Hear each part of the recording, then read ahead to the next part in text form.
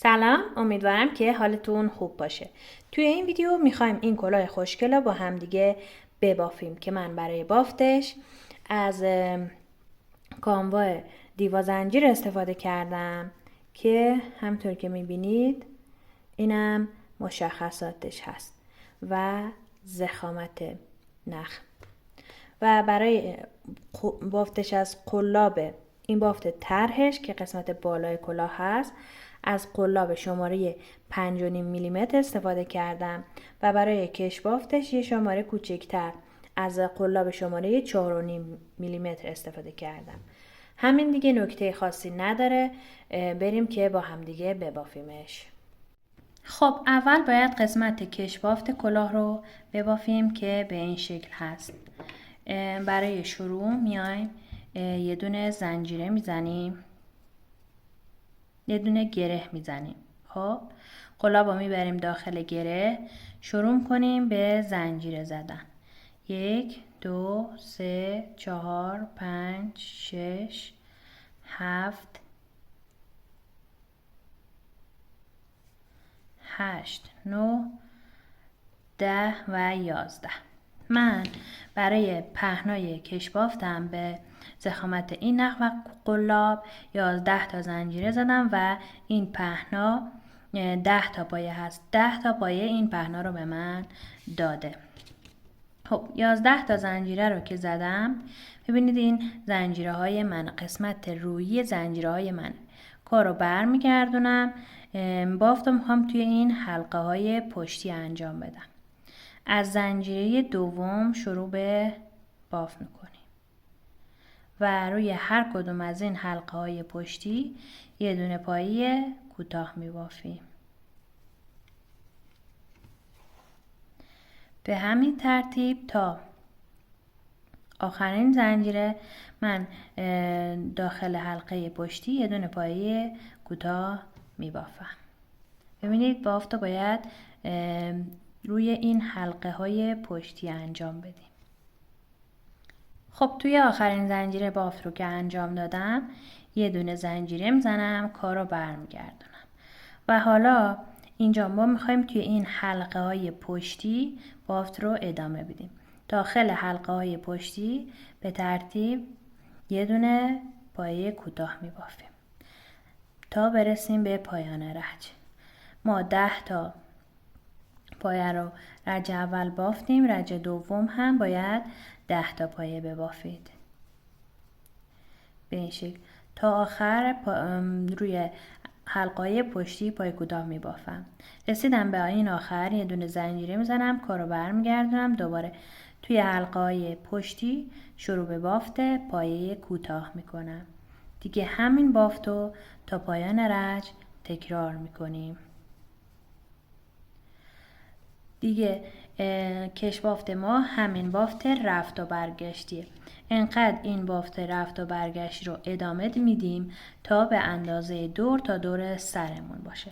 فقط دقت کنید که تعداد این رج هایی که تکرار میکنید باید مضربی از عدد 18 باشه که پایه های دور تا دور سر ما مضربی از عدد 18 باشه و بر عدد 18 بخش پذیر باشه، چون برای طرحمون بهش نیاز داریم. خب بعد از اینکه به اندازه دور تا دور سر این کش بافت رو بافتیم، حالا دو تا قسمت رو روی هم قرار میدیم. اول اینکه دقت کنید آخرین پایه‌ای که میبافین این قسمت هست مقابل جایی باشه که شروع بافت شما هست. ببینید این اینجاست، اینم اینجا. حالا این دوتا رو روی هم قرار میدم من. بعد میام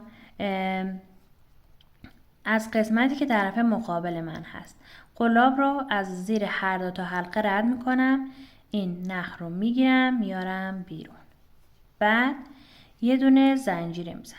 خب حالا از این پایه اول شروع میکنم. این قسمت از بافت که به طرف خودمونه از زیر هر دو تا حلقه قلاب رو رد میکنم. این قسمت قلاب رو از زیر حلقه پشتی فقط رد میکنم، نخ میگیرم، از روی حلقه روی قلاب ردش میکنم و به اصطلاح پایه وصل یا شلال میزنم. ببینید به چه صورت هست و به همین ترتیب دیگه این بافت رو ادامه میدین تا کامل دوتا قسمت به هم وصل بشه. به این شکل.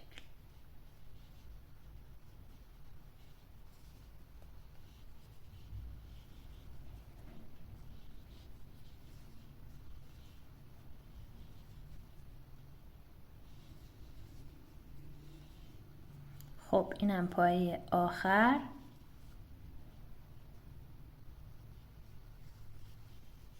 به این شکل یه دونه زنجیره میزنیم و حالا ببینید این قسمت میشه روی کلاه ما. ببینید که اصلا تفاوتی نمیکنه با جاهای دیگه. درز کلاه ما اصلا معلوم نمیشه. خب حالا میخوایم این قسمت بالای کلاه رو ببافیم. اول باید رج اول ما داخل هر رج از این قسمت کشبافتمون یه دونه پایه کوتاه ببافیم که تعداد پایه کوتاه هایی که اینجا میبافیم باید با تعداد رج هایی که قسمت کشبافت بافتیم با هم برابر باشه. من 72 رج کشبافتم رو بافتم، پس الان باید تعداد پایه کوتاه ها هم 72 رج باشه. به همین ترتیب این بافت رو تا پایان رج تکرار میکنیم. خب من این رج رو تا آخر بافتم. حالا میخوام بالای کلاهم رو ببافم. قسمت کش بافتم دیگه تموم شد، پس قلاب بزرگترم رو میارم و بافت رو با اون ادامه میدم. خب اینجا توی اولین پای کوتاه رج بست میزنم و وصل میشم به رج بعدی. شروع رج یه دونه زنجیره میزنم و میخوام رج دوم رو شروع کنم و رنگ دوممون هم از همینجا میذاریم که بعداً بهش نیاز داریم. اینجا مابین بافت پنهان باشه. خب حالا پایه اول رو از همون روی که بست زدیم قلاب میره داخل پایه و روی پایه اول یه پایه کوتاه میبافیم. بعد این پایه بعدیش رو میخوایم یه پایه نیمه دوبل، البته با 3 مرحله ببافیم. به شکلی که نخ رو میندازیم گردن قلاب میره داخل پایه نخ میگیریم. پایه نیمه دوبل معمولی ما الان باید این 3 تا حلقه روی قلاب رو طی یک مرحله با همدیگه یکی کنیم، ولی الان من میخوام طی 3 مرحله این کار به اتمام برسه. به این شکل که این حلقه اولی رو به شکل زنجیره می بافیم، بعد این دوتا رو با هم یکی می کنیم، بعد این دوتا رو با هم یکی می کنیم. دیدید که طی 3 مرحله بافته شد. یک درمیون این بافت رو ادامه میدیم تا 9 تا پایه. خب ادامه میدیم. 2 تا رو بافتم، دوباره اینجا یه دونه، بعد از این پایه یه دونه پایه کوتاه می بافم. پایه بعدی رو میخوایم پایه نیمه دوبل با 3 مرحله ببافیم. پس میرم داخل پایه نخ میگیرم. ببخشید گوشیم چقدر زنگ خورده. عذر میخوام. حالا بافت رو با هم ادامه میدیم. خب حالا این 3 تا حلقه رو طی 3 مرحله میخوایم یکی کنیم. اولی رو زنجیره میزنیم، بعد این دوتا رو با هم یکی میکنیم، بعد دوتای بعدیش رو با هم یکی میکنیم. حالا همین بافت رو دیگه یک درمیون تا 9 تا پایه ادامه میدیم.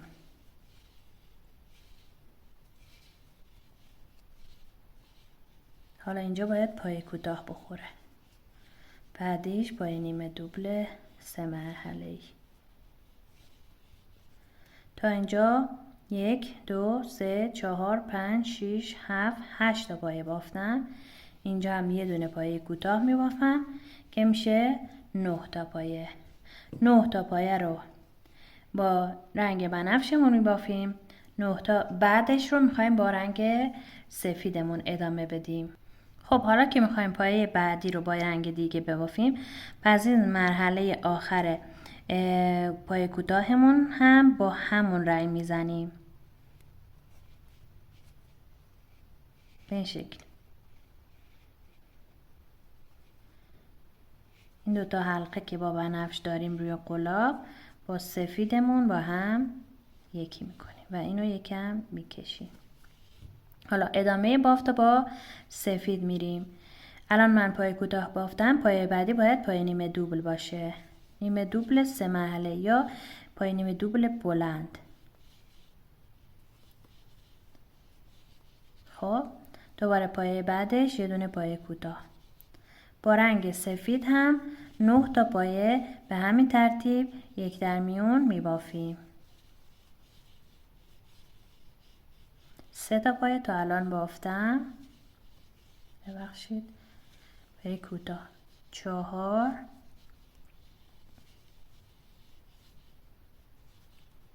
5 6 7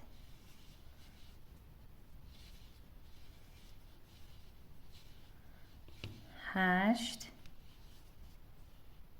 و اینم پایه 9. حالا دوباره میخوایم با رنگ بنفشمون ادامه بدیم. پس مرحله آخر این پای کوتاه رو با رنگ بنفشمون یکی میکنیم به این شکل. دوباره حالا ادامهش رو با رنگ بنفش ادامه میدیم. مثل همین الان یک در میون. الان اینجا پای کوتاه دارم، پای بعدش پای نیمه دوبله. پس پای نیمه دوبلم رو میبافم. دوباره پای بعدش پای کوتاهه و تا 9 تا پای این کار رو یک در میان با رنگ بنفش ادامه میدیم. 3 تا رو بافتم. 4 5 6 7 8 و 9. حالا ببینید توی پای نیمه دوبل چجوری رنگمون رو عوض کنیم. نهمی پای نیمه دوبله. پس من اینو که رفتم ببینید این زنجیره رو میبافم. این دوتا حلقه رو با هم یکی میکنم. دوتا حلقه آخر رو با رنگ سفید یکی میکنم به این شکل. این هم یکم میکشم که شل نشه. حالا ادامه رو میخوایم با رنگ سفید بریم. پایه بعدی پایه کوتاهه.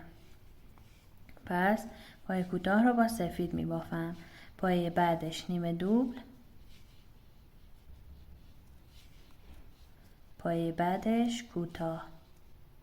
پایه بعدیش دوباره نیمه دوبل. نیمه دوبل بلند یا 3 مرحله ای. خب ببینید الان 4 تا بافتم. 5 6 7 8 و 9. نهمی پای کوتاهه و دوباره باید رنگ رو عوض کنیم با بنفش ادامه بدیم. این مرحله آخرش رو با بنفش میرم به این شکل و ادامه رو دوباره با بنفش شروع میکنم به بافتن و بعدی رو باید نیمه دوبل ببافم. دیگه همین کار رو تا پایان رنگ تکرار میکنین. یک در میون رنگمون رو عوض میکنیم و هر رنگ رو 9 تا پایه میبافیم. اینم ببینید پشت کاره. همین رو تکرار میکنیم تا پایان رنگ. خب من این رنگ رو تا آخر بافتم. پایه آخر رو که بافتم میام توی اولین پایه رنگ با همون رنگ بس میزنم. خب حالا یه دونه زنجیره میزنم، کار رو برمیگردونم. چون ما میخوایم بافتی رو که میخوایم ادامه بدیم روی همون رنگ باشه. چون من اگه همیسم ادامه بدم میرم روی بنفش و چون میخوام روی رنگ خودش بافت انجام بدم کارمو برمیگردونم. و حالا مثل رج قبلی باف رو ادامه میدیم، با این تفاوت که اول من اینجا پای کوتاه روی این پای نیمه دوبل پای کوتاه میبافم، روی پای کوتاه پای نیمه دوبل، دوباره روی پای نیمه دوبل پای کوتاه بافته میشه به این شکل. الان اینجا پای نیمه دوبل پای اول من، روش یه دونه پایه کوتاه میبافم. پایه بعدی پای کوتاه هست، ما روش یه دونه پای نیمه دوبل میبافیم. پای نیمه دوبل به این شکل. این نخم اینجا قرار میدیم، با خودمون میاریمش که بعدش اینجا باید با بنفش بافیم. و دفعه قبلی پشت بافتمون میذاشتیم، الان جلو میبافیم چون اینجا الان پشت بافت ما هست. خب الان اینجا باید پایه کوتاه بافم. این نخ میاد روی قلاب تا همراه بافتمون جلو بیاد.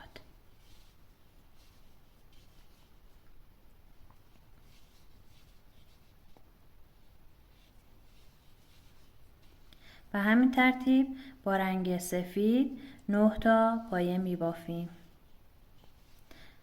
روی پایه های نیمه دوبل پایه کوتاه میخوره، روی پایه های کوتاه پایه نیمه دوبل.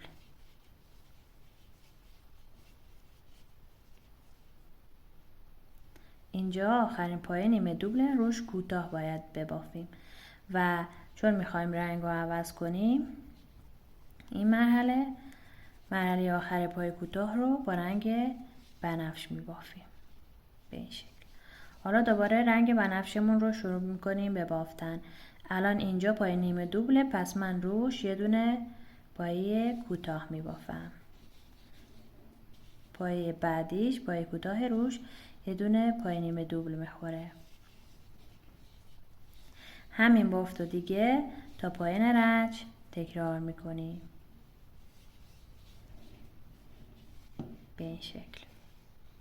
خب این رج رو که تا آخر بافتم، مثل رج قبلی میام توی اولین پایه رج با همون رنگ بس میزنم، یه دونه زنجیره میزنم، کارو برمیگردونم و روی همرنگ خودش شروع به باف میکنم. آخرین پایه اینجا نیمه دوبل بوده، روش پایه کوتاه میبافیم. پایه بعدیش پایه کوتاهه، روش نیمه دوبل میبافیم.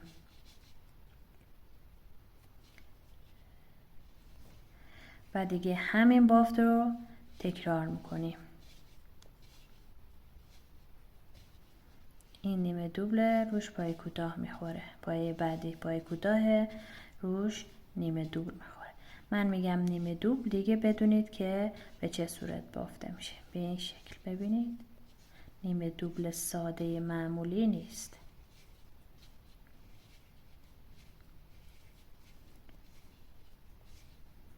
خب پایه آخر پایه کوتاهه که باید به رنگ سفیدم ببرم و من یادم رفت ما بین بافت این رنگ رو بیارم اینجا رنگ عوض کنم. دیگه به هم ترتیب تکرار میکنیم تا 6 رج. یعنی الان ما ببینید اینجا 1 2 3 رج، این رج سومه. ببینید 1 2 3، این رج سومه. 3 رج بافتیم، 3 رج دیگه باید ببافیم. این رنگا باید 6 رج بافته باشه. به همین صورت ببافیم تا ادامهش رو با هم دیگه ببافیم که ببینیم به چه صورت هست. خب الان من همونطوری که بهتون گفتم 6 تا رج رو به همین صورت بافتم. هر کدوم از این رنگ ها 6 رج هست. خب پایان رج 6 من اینجا میخوام رنگ بنفشم رو دیگه قیچی کنم. اینجا میذارم و بست آخرم رو با رنگ سفیدم میزنم. خب یه دونه زنجیره میزنم، کارو برمیگردونم. حالا این قسمت ما میایم سفیدمون رو روی بنفشمون ادامه میدیم و رنگ سوممون هم اینجا کنار کار میذاریم که بعد از بافت این که سفیدم تموم شد روی بنفشم، روی سفیدمون میخوایم رنگ سوممون رو ادامه بدیم. اینجا کنار کار پشت کار قرارش میدم و با رنگ سفیدم بافتم رو ادامه میدم. اینجا روی این پایه نیمه دوبل یه پایه کوتاه میبافیم. پایه بعدش پایه کوتاه، پایه نیمه دوبل میبافیم. پایه بعدی نیمه دوبله، پایه کوتاه میبافیم. به همین شکل تا 9 تا پایه بافتمون رو ادامه میدیم با رنگ سفید روی رنگ بنفشمون. به این صورت. حالا اینجا رنگو با رنگ حالا اینجا بافت رو با رنگ سوممون ادامه میدیم. روی سفید رنگ سوممون رو ادامه میدیم. این پایه ببینید پایه کوتاه هست، اینجا روش پایه نیمه دوبل میخوره. پایه بعدیش پایه نیمه دوبل هست، روش پایه کوتاه میخوره. به همین ترتیب این بافت رو ادامه میدیم تا 9 تا پایه. مثل کاری که با رنگ سفید و بنفشمون انجام دادیم، اینجا هم با این دوتا رنگ تکرارش میکنیم. به این صورت.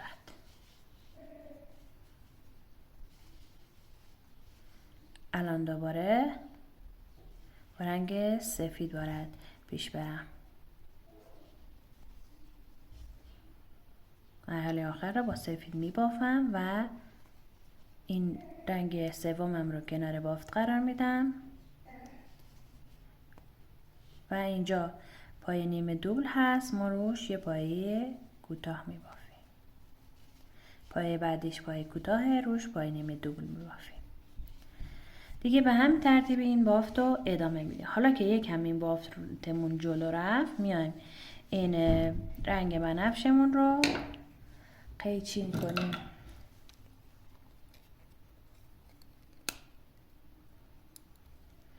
قیچی که کردیم با این رنگ سوممون گرهش میزنیم اینجا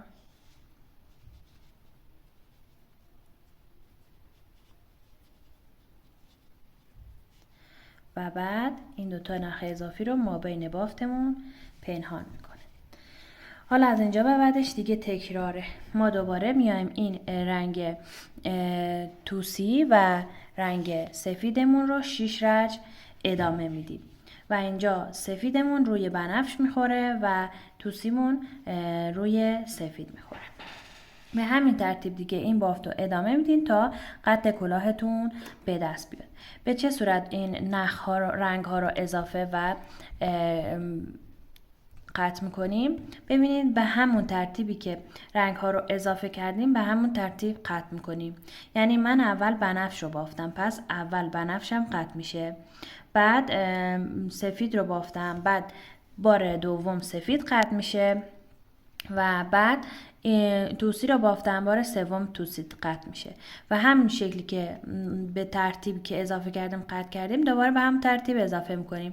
الان من اینجا 6 رج سفید رو که با توسی بافتم، بعد سفید رو قطع میکنم و بنفشم رو دوباره اضافه میکنم. حالا دیگه به همین ترتیب هر رنگ 6 رج میبافیم و این بافت رو ادامه میدیم تا جایی که قد این کلاهمون بالا بیاد و قد کلاه ما به دست بیاد. حدود 18-19 سانت برای بزرگسال تقریبا این کار رو ادامه میدیم. خب همطوری که میبینید من به اندازه قد کلاه هم این بافت رو تکرار کردم و الان میبینید 1 2 و 3 تا از این رنگ هایی که 6 رج هر کدوم بافته شده بافتم و دیگه نمیخوام بلندتر از این بشه قد کلاه و الان دیگه میخوام کلاهو پایه ها رو کم کنم و کلاهو جمع کنم. اینجا پایه رج که من آخرین پایه رو بافتم، اومدم توی اولین پایه رج بست زدم و رنگ بنفش رو قیچی کردم، رنگ سفیدم رو همینجا اضافه کردم چون اینجا 6 رج بافتیم و الان دوباره میخوایم رنگ رو عوض کنیم. پس حالا من به جای اینکه زنجیره بزنم کارو برگردم دوباره برگردم این بافت ببافم، همینجا ادامه میایم روی بنفش و با سرمه روی بنفش بافتمون رو ادامه میدیم. خب حالا برای کم کردن پایه ها ما میایم این دو تا پایه‌ای که شروع و پایان رنگ هامون هست رو هر قسمت کم میکنیم به این شکل. الان اینجا ببینید این پایه اینجا پایه کوتاه بافته شده، من روش باید پایه نیمه دوبل ببافم. پس 2 تا پایه نیمه دوبل 3 مرحله به صورت نیمه میبافم و با هم یکی میکنم. شروع رج یه دونه زنجیره رو میزنم، نخ دور قلاب میره داخل پایه، نخ میگیریم، اولی رو زنجیره میزنیم، دومی رو 2 تا رو با هم یکی میکنیم، مرحله سوم و آخر رو روی قلاب نگه میداریم. پایه بعدی هم همین کار رو انجام میدیم. حالا این 2 تا پایه رو با هم یکی میکنیم، 3 تا حلقه روی قلاب رو با هم یکی میکنیم و یه دونه کاهش اینجا دادیم. الان بقیه پایه ها رو به همون شکلی که هستن میبافیم مثل رج های قبلی.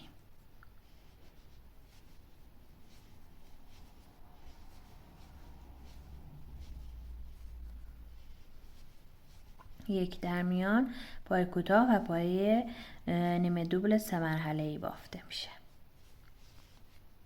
حالا دوباره این دوتا رو باید کاهش بدم، مثل این قسمت این دوتا رو کاهش میدم.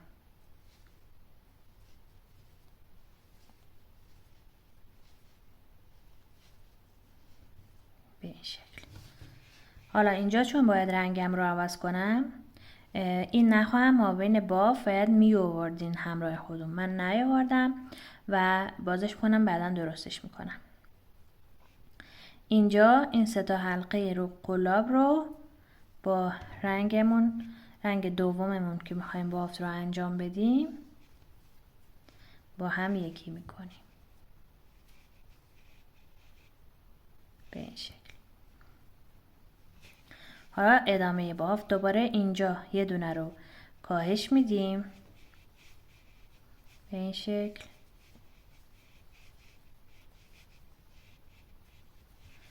بعد بافتمون رو ادامه میدیم یک در میون. اینجا ببینید الان پایه نیمه دوبل، روش باید پایه کوتاه بخوره. پایه بعدیش نیمه دوبل، پایه کوتاه، نیمه دوبل و پایه کوتاه و دوباره این دوتا رو با نیمه دوبل با هم یکی میکنیم و کاهش میدیم. الان این 3 تا رو باید با رنگ جدیدم با هم یکی کنم به این شکل. همین بافت رو دیگه تا پایان رج تکرار میکنیم. خب من این رج رو تموم کردم، میرم توی اولین پایه رج بس میزنم و یه دونه زنجیره میزنم، کار رو برمیگردونم. برای بافت رج بعدی ما باز میخوایم کاهش داشته باشیم مثل همون رج این دو طرف، منتها توی رج قبلی کاهشمون با پای نیمه دوبل بود، توی این رج کاهشمون با پای کوتاه هست. ببینید از 2 تا پای نخ میگیرم و 3 تا حلقه روی قلاب رو با هم یکی میکنم. پایه بعدیش رو نیمه دوبل میبافم، بعد پای کوتاه، بعد دوباره پای نیمه دوبل.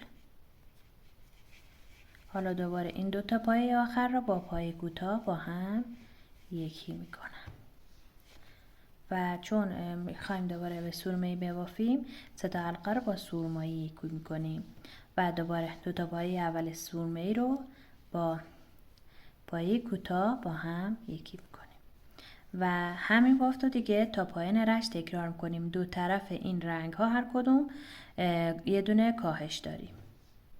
حالا میریم برای بافت رج بعدی.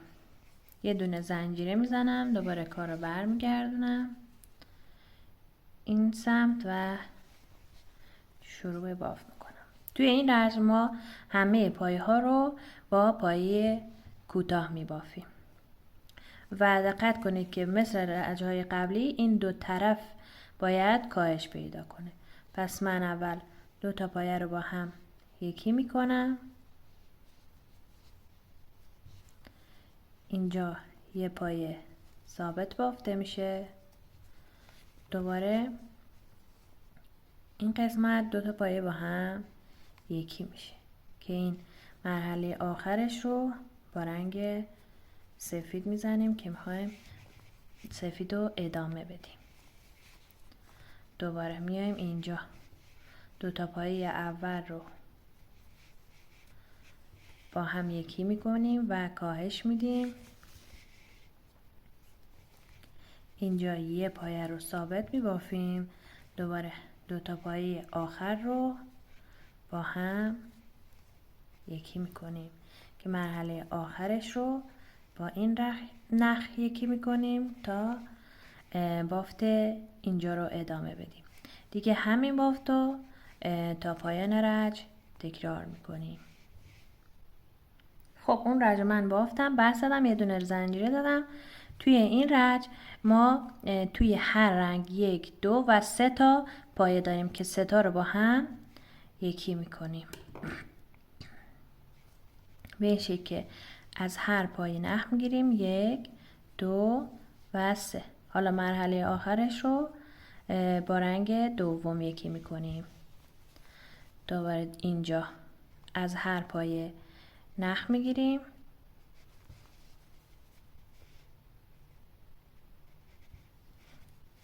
1 2 3. مرحله آخرش رو با رنگ دوممون یکی میکنیم. حالا دوباره این رنگ 1 2 3. مرحله آخر رو با رنگ دوم یکی میکنیم. به هم ترتیب دیگه این بافت رو انجام میدیم تا برسیم به آخر رج. خب آخرین پایه رو با همون نخ همرنگش این پایه ها رو با هم یکی میکنیم و توی اولین پایه رج بس میزنیم و این نخ رو یکم 2 تا نخ رو دیگه قیچی میکنیم و این حفره بالا یک کلاه که ببینید این قد حفره بالای کلاه هنوز بازه با نخ و سوزن میبندیمش. ببینید الان من این نخ رو قیچی کردم، از روی این درش میارم، بالای کلاه رو با همین نخ میبندم و سفید رو قیچی میکنم. اینجا پشت کلاه گرهش میزنم. ببینید آوردم پشت کلاه، این سفید رو قیچی کردم با یه قلاب کوچکتر اینجا پشت بافتمون شروع میکنم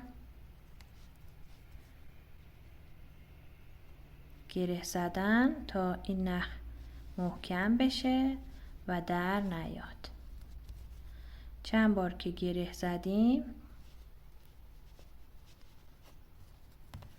و مطمئن شدیم که محکم شده دیگه این اضافه نخش رو قیچی میکنیم. حالا میایم این ور و این نخ رو سوزن میکنیم و سر کلاهمون رو باهاش میبندیم. ببینید به این شکل از سر رج که این نخ هست سوزن رو دونه دونه از پایه ها رد میکنیم و نخ رو میکشیم. اینم پایه آخره. نخ رو محکم میکشیم کامل بالای کلاه بسته میشه و از این وسط میبریم به طرف پشت و اینجا هم چند تا گره محکم میزنیم تا باز نشه.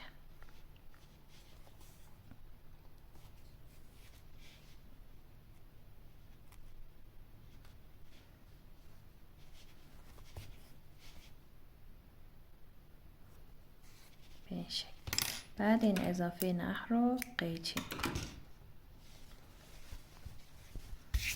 صورت. حالا ببینید که کلاهمون به چه شکل شد.